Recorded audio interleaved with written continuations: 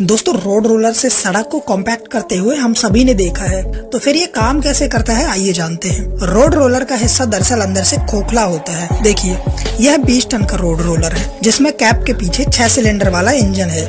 Engine का flywheel एक Suez plate के जरिए हाइड्रोलिक पंप से जुड़ा होता है और हाइड्रोलिक पंप कई पाइप के जरिए मिरर पिस्टन हाइड्रोलिक मोटर से जुड़ा होता है। हाइड्रोलिक मोटर के बीच में एक एक्सेंट्रिक सॉफ्ट लगा होता है। आप देख सकते हैं कि एक स्वेस प्लेट एक निश्चित कोण पर सेट की गई है।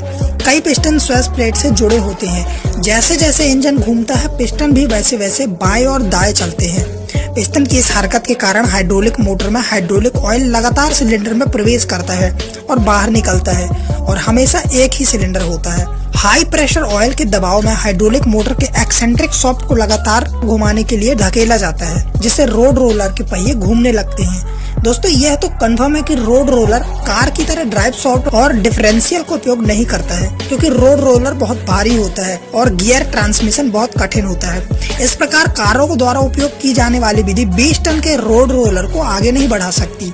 दोस्तों रोलर में एक एक्सेंट्रिक सॉफ्ट पर एक एक्सेंट्रिक स्लिप भी लगाई जाती है। जब मोटर एक्सेंट्रिक सॉफ्ट को घुमाने के लिए प्रेरित करती है तो यह निरंतर कंपन पैदा करती है और यह एक ऊर्ध्वाधर नीचे की ओर बल उत्पन्न करती है।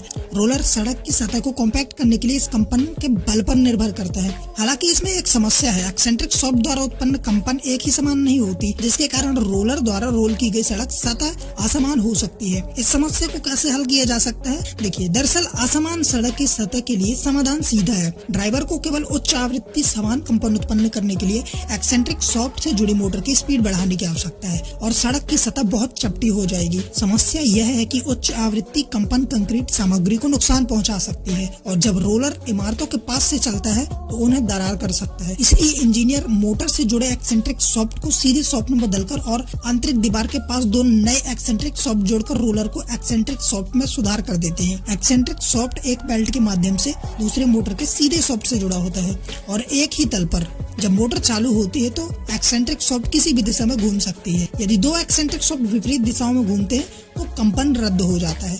यदि वे एक ही दिशा में घूमते हैं तो कंपन अपने अधिकतम पर पहुंच जाएगा। निरंतर घूर्णन और कंपन की यह विधि एक निरंतर और समान बल प्राप्त कर सकती है, जो न केवल इमारतों की रक्षा करती है बल्कि यह भी सुनिश्चित करती है कि सड़क की सतह बहुत समान और सपाट हो गई है।